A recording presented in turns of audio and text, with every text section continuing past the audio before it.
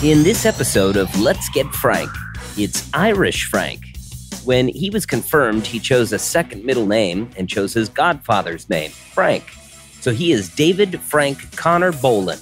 He's a comedian and video producer and does a lot of sketch comedy on TikTok. He's also a musician and based on the east coast of Ireland. He's lived in Canada, the US, Turkey, and the UK, but he loves to travel. He's 27, but he typically dates older women. Could he finally be the Frank that Bibi's been looking for? Annabelle, Miss Annabelle Knight, I've missed you, our resident sex relationship dating coach, who's also a best-selling author and TV presenter with a range of sex toys. How have you been? Are you feeling healthier? I'm feeling good. I'm feeling healthy. The sun's shining. And I took a shopping delivery this morning with a bottle of really, really good value on offer champagne in that I'm going to crack open the second the minute hand goes into the PM. You're a fan of the champagne? Yes, I can't lie. I really am. Anything fizzy with an ABV, and I'm apart from cider, and I'm in. You actually ordered yourself champagne? Yeah, it was on offer. It was too good to resist. I do it because I'm like, oh, I'm sure I'll have something to celebrate at some point. I'll keep it in the fridge for a special occasion. And then that special occasion ends up being a Wednesday. It's a day with a Y in it. Why not? Exactly. Oh, well, bless you. Bless you. Do Instagram it. I'd love to see you drinking. Do you use the little Marie Antoinette booby glasses? Do you know champagne saucers? Yes, I do, because I like them and they were on offer in Wilko's. So I bought, again, on offer. Yeah. I love a bargain. I bought 6 of them. What a snapshot into your... I know. Like 99. 99p each. Don't drink out of those. They'll shatter in your mouth. No, they're really sturdy. I'm very clumsy, so I have to have like cheap glassware. That doesn't mean it can't look nice. So I had an interesting chat with my friend Dira. I thought this was so interesting because I was saying to her, she loves the pod and she loves you. And she was saying, you know, all your advice is so great. And I said, well, what would you want to know? And she said about types. And she said she doesn't have a type. And she said that's a problem. So she said it's kind of a minefield because she's kind of got everyone to choose from and she doesn't know what she should be honing in on. And I would have thought not having a type would be kind of freeing because, you know, the world's your what's it. But I think she's kind of saying if you don't have that basic attraction drawing you in, what should you be looking for? Is there anything you can say about types? Yeah, absolutely. So, I mean, we split types into 2 categories, the aesthetics and then the kind of deeper type, the personality bonds, your love languages, that sort of thing. So if you're there saying like, I don't have a type in either category, yes, it's freeing because, you know, everyone's a potential partner. With that freedom comes some restrictions, which is, well, if your choice is everyone, you run the risk of becoming so overwhelmed by that you choose no one because you don't have that instant kind of, oh, that's my type. That's you. And you're like, I don't have a type. The things I would hone in on are and this is going to sound really boring and very unromantic, but the things I would concentrate on are the nitty gritty day to day. So are they self-sufficient? Can they support themselves? Do they have things going on for them that you value in your own life? So say if you are close to your family and you would like someone who is also close to theirs, do they tick that box? There's a way you can create your own type without it being something that you naturally find. And it is sort of a fake it till you make it kind of situation. So yeah, definitely look a little bit deeper than skin deep and then deeper still than the personality stuff and go for what do I want from my partner in a day-to-day kind of scenario, and can this person give me that? That sounds so dry. It does, I know. But what else have you got to go with? If you're like dismissing physical appearance and then dismissing their personality and who they are, that's what you're left with. Where do types come from? Is it like your first love, or I'm going to say it, your dad? Oh God! I believe types are generated through lots of different things, and it is definitely to do with your upbringing and your early experiences, especially those that happen to you before you go through puberty. They're the experiences that tend to stick with us. if you like a tall, dark and handsome man, it's probably because a tall, dark and handsome man was very kind to you or had an impact on your life when you were younger, and that's something that you find safety and security in. And safety and security often breeds attraction when we go through puberty. So that's kind of where the types come from. So does that mean if you had a crush on Donny Osmond, forevermore you're looking for your Donny? Yeah. Do you know who Donny Osmond is? Of course I know who Donny young? Osmond is. Okay. No, I know who he is because he got a tick in his tummy on I'm a Celebrity, and he was just the cutest thing. He didn't know what to do with this tick, and it was kind of strangely sweet. Okay. Okay. It's true. Look it up on YouTube. No, you look it up. Don't tarnish my history with Donny's tick. Let me tell you about today's Frank. Well, talking of kind of crushes and stuff, he's 27 and he typically dates older women, which of course is good news for me because I'm a little bit older than 27.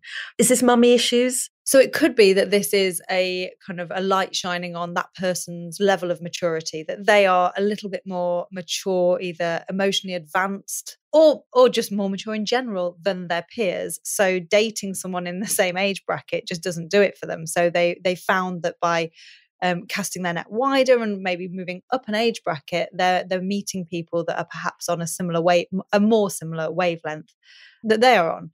So I would say if someone is quite fixed on dating an older person, it's actually a positive reflection on themselves. Maybe they've got their life together in a really, like, you know, they're just ahead of the game when it comes to where they are in their life, and they want someone in the same boat as them, and that means someone a little bit older. And also, older women are fabulous. Why wouldn't he want to date one? Well, yes. Conversely, what does it say about someone if they want to date someone younger all the time? Oh, well, I have some great anecdotal evidence about what it says about people who date younger people, but we won't go anecdotal evidence. We'll just keep it general, factual. Again, the same thing, but inverted. So it might be that you feel a lot younger, or your outlook is less mature than other people the same age as you, and dating someone the same age as you just doesn't work. So you kind of look downhill towards the younger generation because you feel you fit in more with that kind of lifestyle and approach to life. The only kind of issue you might have with that is it tends to be one demographic.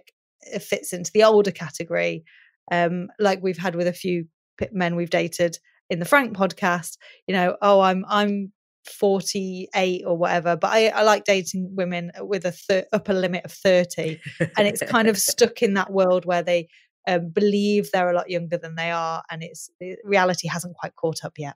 You're so polite. Also, this Frank connects with people online a lot. So I guess it means meet people online and conducts relationships online. And, and that's, sign of the times. That's fine. That's okay. But of course, that has its own dangers. How do you think you spot an online player? Are there signs? Yeah, absolutely. If you can log on to any app at any time of the day and they are active, that tells me that they spend an awful lot of time on their phone and interacting in an online way. It could be, I'm not saying this person is this, it's just that these are things to look out for. It could be that online relationships are very easy to get rid of. You just you log out, you turn your phone off, you block that person. They're not necessarily indicative of a deep connection where someone is committed to that person and respectful of that person. I think online dating and the presence of that is an absolutely amazing thing. It's the reason why so many people have met and fallen in love and are living their lives together, but it's also not something that doesn't have its pitfalls. And we should be aware of that. So an online player, they're going to be online all the time, contactable all the time. And you may feel there's a lot to be said for kind of gut feeling. I briefly online dated a guy and I felt like his messages were really generic. And then my flatmate was on a dating website and she was like, "Is this the guy you're dating?" And I was like, "Yes, it is." So immediately I was like, right, okay, so bit of a player. Well, I mean, we're official, so kind of fine. So she messaged him. The message was pretty much word for word copy and pasted. So yeah, if you feel like the messages are a little generic, it's probably a sign they're going out to more than one person. It's so hard, isn't it? Because I guess that's how so many relationships start now, especially like during, Rona and everything. So I don't know. I feel that there's a cruelty to some online dating kind of ways, and we're still hardwired to react emotionally. And I just feel Yes, like there's a definitely. bluntness, isn't there? And there's a real ruthlessness It's that just cutthroat. feels really cruel. Absolutely. Yeah, cutthroat. There's ways you can safeguard yourself against it, and one of them is to choose a dating site that is tailored to what you're looking for. The big dating apps that everyone knows the name of, known kind of largely for being more in the hookup vicinity than the long-lasting relationships. But there's definitely dating sites out there that are more tailored towards finding, a serious relationship. And the people on there are actively looking for a partner, and not just like, what's the saying? They're looking for Mr. or Mrs. Right, not Mr. or Mrs. Right now. Who came up with that? I don't know, but I like it. Yeah, I'd be proud of it, I think. So something else about today's Frank. He's a yoga and meditation teacher. I don't have time for 7-hour sex. Not with this back. I don't know, if you got into the yoga side of things, it might heal itself. It's indicative of someone who is self-aware, who takes their mental health seriously and their physical health as well. So they're big ticks for me, I think. Well, I'll pass your number on then. Don't tell Matt. No, for you, Blimey. I mean. Don't tell Matt. Don't tell Matt. I need the pep talk. Give me the pep talk, Toots. Help me get that elusive. I still haven't had a second date, We're 2/3 through, Frank. Well, we're working on it. It's an ongoing journey, and one that we are lucky to be on. We really are. Go on then. Come on then. Help me. Pep talk. Are you ready? You sat down. Are you deep breathing? I'm writing. Okay. I'm all those things. So, Bibi, it's date time. It is time for you to take a deep breath, to stand in your truth, remember who you are, and know that you are valuable, you are worthy of love, and whoever this Frank is, whatever he may be, he is lucky to be spending time with you. Yeah, I'm gonna open with that.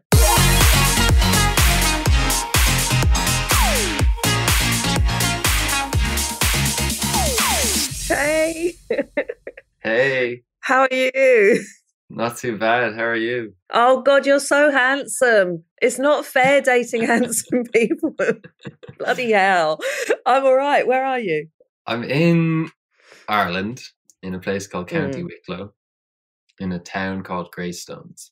So it's a seaside town on the East Coast, and it's pretty... I don't know, it's pretty hippy dippy. I mean, as far as as far as Ireland goes, like I don't really feel that we're a very hippie nation, but this area, people love drinking oat lattes and kombucha and swimming in the sea and stuff like that. How long have you been there for? Well, I've actually been here my whole life. I mean, I was born and raised in this area. I mean, I've not been here the whole time, but I came back here about a year ago. From overseas. So yeah, I've been here about a year, and I'm not sure how much longer I'll be here, but oh no, why?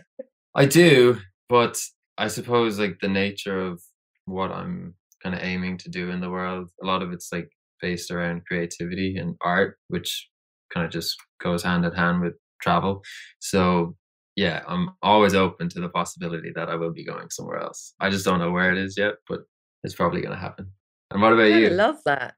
I'm in Hove, which is near Brighton on the south coast, and I love it. And it's a seaside town, of course, and it's gorgeous. But I'm from London, and I miss London. I dreamt about London last night. I know it's tedious to talk about my dreams, but I love my dreams. They're fascinating. And yeah, I keep dreaming about London. So I'm wondering if that's where I'm going back to. So you have been around. So you've been to Canada? You lived in Canada? You've lived in America? Yeah. And then I lived in Turkey for a little while, kind of by accident, because that was in 2020. I was kind of just traveling, but then I ended up spending like 6 months there in a house, and that was pretty rad, like pretty different to our culture over here altogether. Yeah. So were you dating when you were out there? Kind of. At the time when I was there, I was going through a process, I'll call it, from a previous So when I was in Canada, I had met someone there and had a relationship there, and then I left that, and then it took a while for all of the emotions and whatnot to bubble up out of that. So a big part of my trip in Turkey was like processing that. So I'd wake up every morning and be like, I can't do this anymore. I can't live. It's too sore. My heart. It moved through eventually, and like I had a lot of support from great people that I was with at the time in the house that I was with. And then I did actually end up meeting a woman there as well. And we went on some dates and whatnot. But I kind of had this tendency to continue moving. So I always leave whatever I had. What's that saying about you, that you move all the time? I lack, like, I'm afraid to commit to things. Like, I'm afraid of missing out, basically, is what I kind of realized. Which is why I decided to like stay here. I was like, I'm done moving around. It's not sustainable, because I always end up like, it's when you move, or when anything changes in your life, be it like a relationship or be it a home that you're living in, there's like a necessary period of grief that comes with that. Especially when you're traveling, it's like you experience that like every week, because you're in a different place every week, and it's so overwhelming on your nervous system to go through that on such a regular basis. I mean, my life is a bit more boring at the minute, but it's, that's kind of good, because it means I don't get overwhelmed with as many emotions and feelings. Is that why you took up yoga and meditation to kind of tackle that kind of stuff? No, it was kind of weird. The reason I took up yoga was because I was in Canada at the time, and I was at a folk festival volunteering, selling raffle tickets. So super chill, hippie vibe. But the girl that I was partnered up with, she was like, we'd be walking around selling tickets. She seemed to know like so many people, like she had met them before. And I was like, why are all these people coming up to you? Like, how do you know so many people? And she was like, yoga, dude. And I was like, okay. So that's how I ended up going to my first yoga class, is because I was like, I need to get me some of this social life. And then I actually just really enjoyed the class. Like, the first class I ever did was like a really intense like power vinyasa. So it was like super sweaty, and the guy that was like guiding the class was like really like big and muscular and like covered head to toe in tattoos, and like he was pretty badass. But at the end, I just felt really, really good just lying there. I was like, wow, this is something I've never felt before. Yeah. So kind of, that happened about 6, 7 years ago, and I kind of just continued doing it since. That's my background on getting into that type of stuff. I want to do yoga. I want to do Pilates, I think. So yoga's more weight bearing, isn't it? So my problem with yoga is I'm going to tell you my ailments now. So I've got a shoulder that dislocates and a broken elbow. Last time I did yoga, and I remember saying to the teacher, she said, has anyone got any issues? And I said, well, I've got loads of issues, but physically I've got this, my shoulder. And then we did exercise and it came out. So I can't do yoga. Should I have strapped it up? I mean, I wouldn't be one to give you advice on what to do with your body in that sense, but yeah, you're correct in saying it is weight bearing. I've done a little bit of Pilates, which I feel is, I don't know, to say like there's no downward dog in Pilates, and that's usually the one that's the one that gets everybody. But a good one is Qigong. Have you ever done that before? So Qigong is like another Eastern practice, and the whole point is you're moving the qi around your body. You kind of do it all standing up. It's not weight bearing at all. Like, if you look at someone doing it, you'd be like, that's not doing anything. But if you actually do it yourself, like, you feel like that you're like shifting your energy around. So it's a good way to ground. How do you shift it? Well, just mentally. By doing, certain movements, they say, result in, activation of different parts of the body. Like, if you do one thing with your hands, it somehow stimulates your liver. I don't know. Like, it's very woo-woo, I suppose you could say, but it's like ancient. Like, these are ancient techniques that like Buddhist monks have been doing, in the monasteries for all of this time. But yeah, like, if you search it up on YouTube, like, you'll find a little monk person guiding you through. Who could ask for more? Yeah, it's really cute. I used to do it in my living room. I'd put it on the TV and I'd do it. And my friend would come in, or my housemate would come in, and I'd tell him that the person on the TV was actually my student, and that I was teaching him. Did your flatmate fall for it? Well, I mean, he pretended to, but we kind of do like stupid stuff like that. It was kind of cute. And then like a week later, he came in again. He was like, "Oh, there's your student again. He's doing well today." He's doing very well. He's picked it up beautifully. Well, I quite like the idea of this. Right, I'm going to Google everything. Have you been dating much through the whole COVID thing? I haven't been on a date since, I guess, like April last year. So basically a year. Yeah. Not exactly by design, if I'm honest. Like, I don't know, like the last person that I was like romantic with, she had actually just reached out to me online asking about, because she was not from here and she just moved here, and she was looking for some like people that were into, mindfulness and stuff like that. And we ended up just meeting up, and then that kind of turned into something. But like that was a complete accident, and I didn't do anything to make it happen. I find whenever I try, like nothing comes of it. Like for example, because like I was like I gave like the dating apps and stuff a shot there like a few months ago, for like a couple of months, and like I don't know, it's just for whatever reason I just don't match with anyone. The ones that I do match with, I'm like, wait, did I like you? I don't remember, So my philosophy with dating is like to kind of let it come to me more so, and then respond to any potential, I don't know, advances or whatever. Because when I get all in my head and start like, I'm gonna date you, nothing good comes of it. So Nothing good. Well, I mean, it's just like Only nothing. bad. Well, just nothing. Not even anything bad. Just nothing comes of it. It's just like, oh, okay, that's over then. Like after, hey, I'm David. It's like, okay, cool. Oh, it's so painful. Hey, why is your middle name Frank? I love this. Yeah, well, so I don't know, do you have confirmation in like communion and confirmation in England? So I'm half Irish, so mine is Bernadette. So I'm Bibi Bernadette. But do you have two names in there? No, so I know what you mean. So I was christened that, but I guess what you say, so you can choose one, can't you? Yeah, like you just pick whatever. But but my parents were always I don't know, they were very influential on the decisions that I made with regards to those kinds of things. And they're like, oh, it has to be like people pick their godfather or whatever, like someone that inspires them. So, but that's the name of my uncle and godfather. So I was like, right, so I'll do that then. He'll like that, won't he? And then like when you're there in the church, like he has his like hand on your shoulder and stuff like that. And it's a ceremony, I suppose. So that's how it came about. In hindsight, like a lot of people were picking like different names, like kind of out there names, and I was kind of like, oh, mine's quite traditional sounding, isn't it? Oh, Frank's a great name. I love the Do you name think so? Frank. Yeah, I think so. Was your godfather thrilled? I don't know. He didn't. He wasn't. He's not the most emotional man.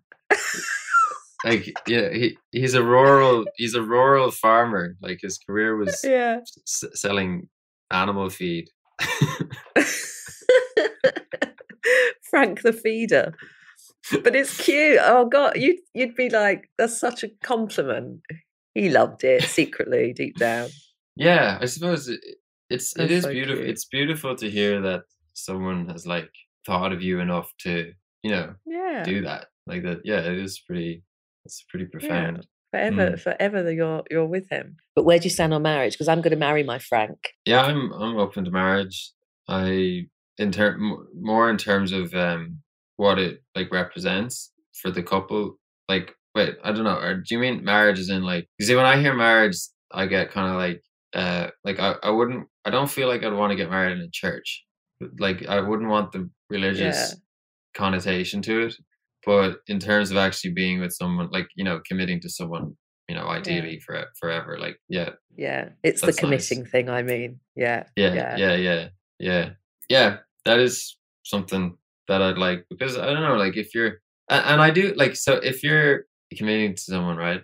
I don't really believe that we can fully like 100% commit to someone and like follow through with that, because there could come a point where it's just like, well, this happened or that happened, and it's like it just doesn't make sense anymore. I more like the idea is like of really like committing to be with someone, or like, I don't know, like not planning to not be with them. You know what I mean? Yeah. That should be one of your vows. Definitely got it in mind to be with you.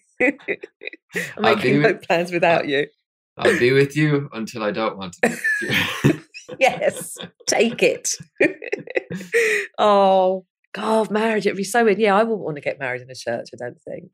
Where would you get married? Well, probably somewhere in nature, like probably in a forest, or I don't know, maybe like I like the idea of like beach. I went to a wedding on a beach one time, but it wasn't like in Hawaii. Like it wasn't a very nice beach. Like the beach just happened to be the back garden. The beach just happened to be the back garden. But I guess like nature would be important, and the more like rustic, the better. So like if we were all just like camping or something, like because I love camping. And now, why would you ruin today's date by saying that? Why did you do that? I didn't know it was going to ruin it. What could you possibly enjoy about camping? I like being disconnected from the urban environment.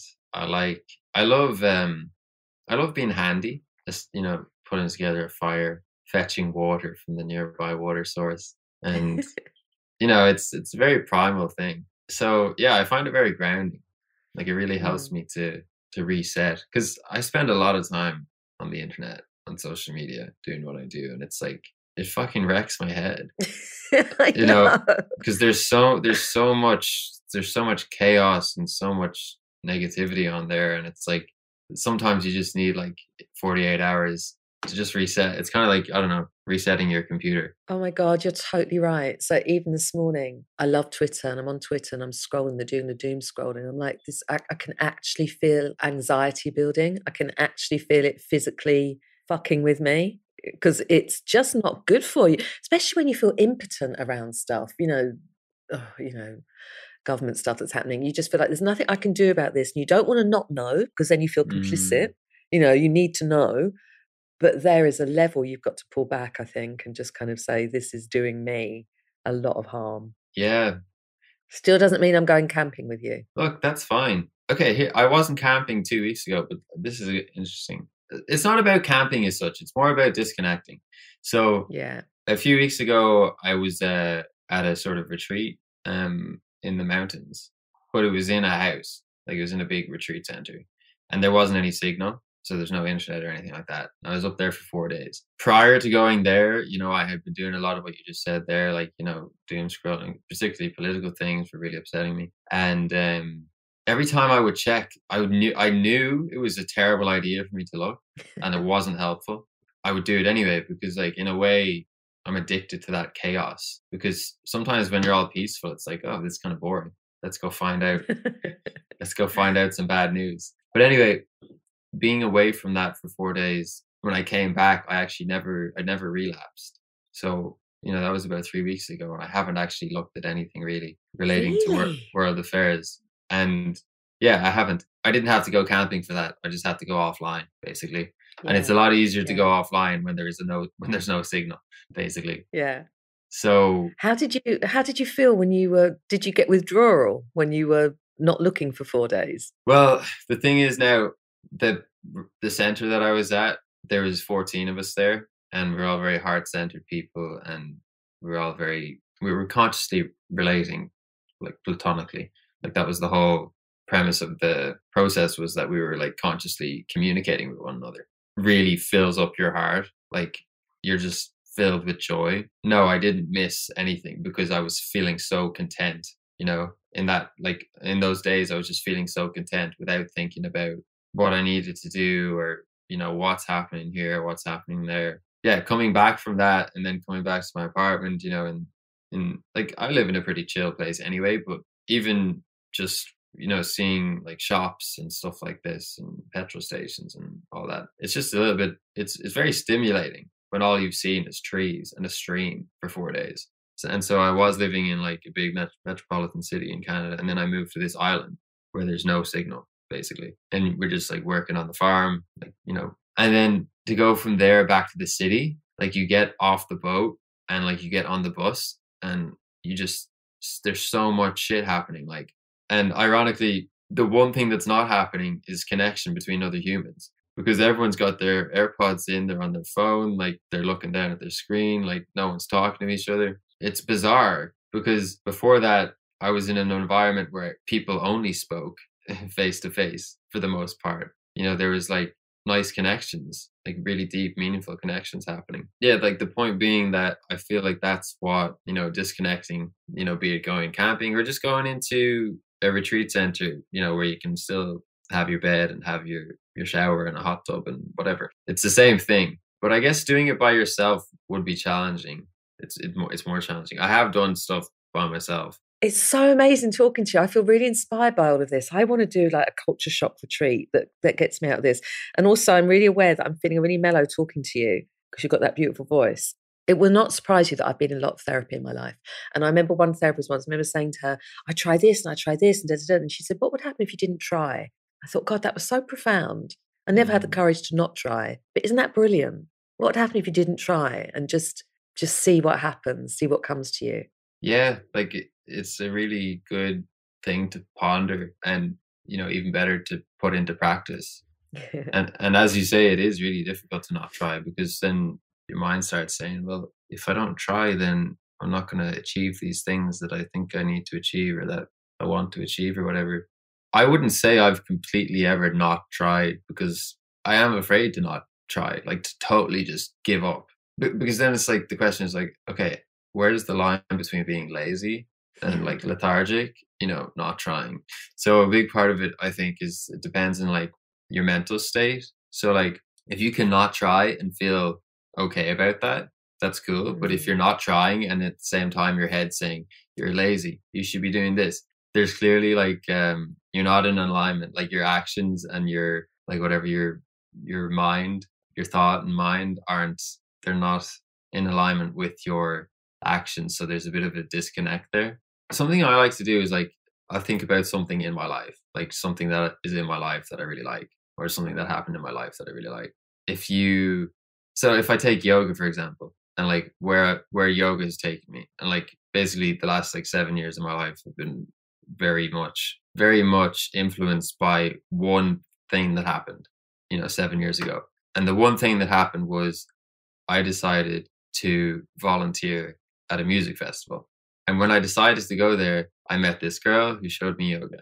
And then from there, I started doing yoga, moved to this yoga center for 4 months where I had beautiful, beautiful relationships. I learned a lot. Then I went on to teach yoga and meditation. And that took me on a journey. And then I went traveling again. And then, you know, ultimately that brought me to Turkey. And then I met this guy called Arkis who, you know, introduced me to a bunch of other people, which is how I met Nico. And now Nico is a very dear friend of mine from Argentina. And all of these things happened because I decided to go to the folk festival. And when you realize that, like, I could have just as easily decided to not do that, my entire life would be completely different. All of the relationships that I had would be completely different. And I don't know what they would have been otherwise. And I don't think it matters, because I can never know. When you realize that, it kind of reminds you that now each and every little decision that you make is incredibly valuable, even if right now it doesn't seem valuable. Because the thing is, you don't know, like 10 years down the line, that one decision influenced what went on. Oh my God, I love all this. I haven't written any of this down, but luckily it's being recorded. I love all this. Oh my God. It's been so nice to meet you. It's been so lovely chatting with you. Thank you for doing this. Why did you do this? Why did you agree to do it? I like doing weird things. Take care of yourself. Bye. Take care. Bye.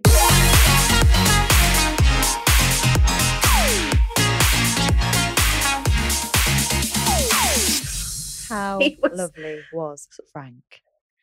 I feel like I have been to a spa. Like I feel relaxed, rejuvenated, re-energized. I feel exactly. Yeah, I loved him. He was I feel great. exactly the same. I'm going to say the most patronizing thing I've ever said in my life. How can someone be that wise at 27?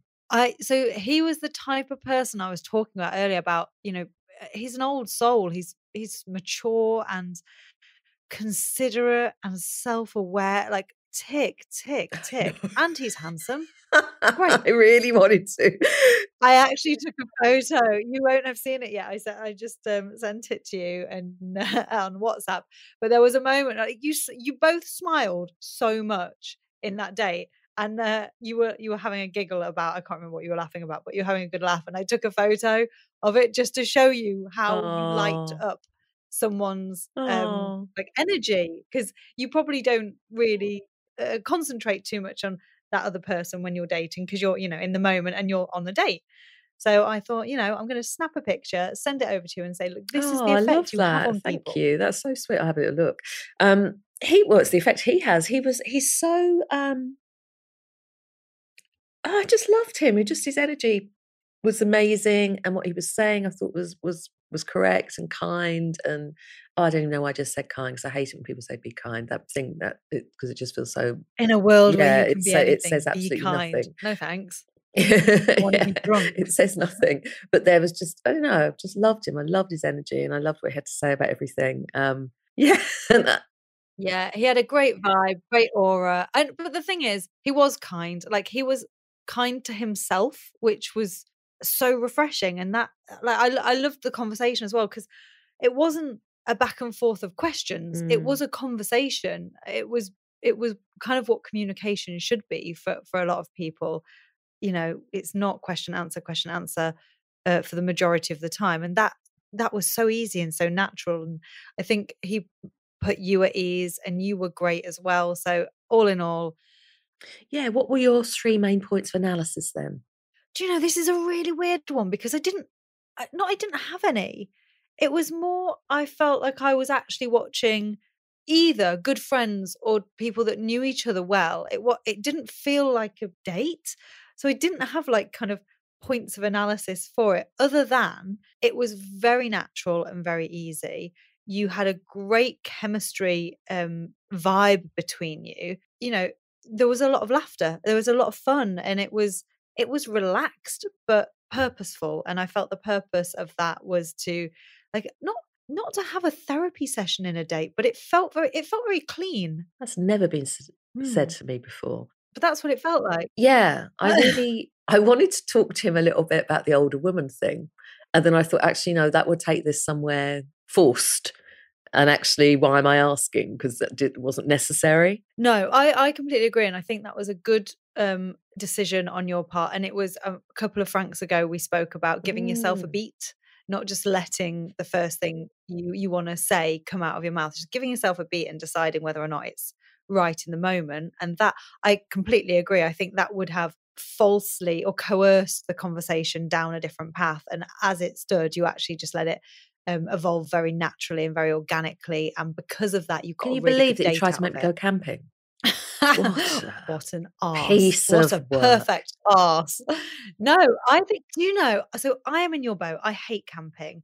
And Matt really likes it. And he made me go. He expressed how much it would mean to him if we went camping together. So I decided to give it a go. And I didn't hate it.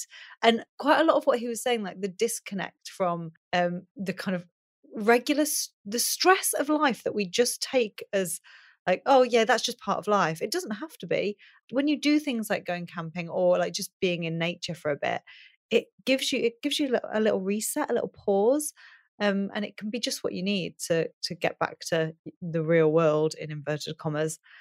I also did good in not suggesting that he starts some kind of chat line with that voice. Oh my goodness, his accent though, dreamy, it's ridiculous. Absolutely dreamy. And the way he speaks, it was lovely. Like you say chat line, I want him to narrate children's stories. Like, when they get the handsome actors like Tom Hardy to read children's bedtime stories on CBeebies, I want him to You're revealing quite a lot about yourself today, Annabelle Knight. not all I of know. I it love great. children's books and camping. Okay, and I know this isn't professionally what you do, and I know this is beneath you. It's beneath me. It's beneath Frank. It's beneath everyone. It's beneath this podcast. It's beneath all of us. But I am going to ask you about my overall grade. What's my percentage chance of Frank dating me again, do you think? I think Frank would definitely date you again. He was, we say it a lot, but he was interested and interesting. I don't know whether I saw like a kind of a sexual spark from either of you. I don't know whether that was just because the conversation was so, you got quite deep quite quickly, and I think it kind of absorbed quite a lot of your energy. So, but there was definitely like a flirty vibe. There was a lot of smiling, a lot of eye contact as well. So I think he would definitely want to see you again, but where it's going to go, that's still a bit of a mystery to me. No more than usual. Oh, hold on. Let me rephrase that. Absolutely not. You're gorgeous. Thank you. Thanks, mate. Well, that was what I'm going to imaginatively call Mellow Frank. I loved him. Thank you so much to our brilliant dating coach, the fabulous Annabelle Knight. A huge thank you to today's wonderful Frank, and thank you for listening. Please rate, subscribe, follow, and leave us a review to help other people find us. Keep listening and join me next time in my enlightening / traumatizing quest to find my Frank. See you then. Yeah, I really enjoyed the conversation, and I would definitely consider another conversation. It's not clear to me the nature of, whether that conversation would be like a date conversation or just a friend conversation. But I love mingling and chatting with people with different backgrounds, and I would like to learn more about like Bibi's work, and because I know there's a lot of crossover for the two of us and the kind of work that we do. So yeah, I would totally like to chat again at some point.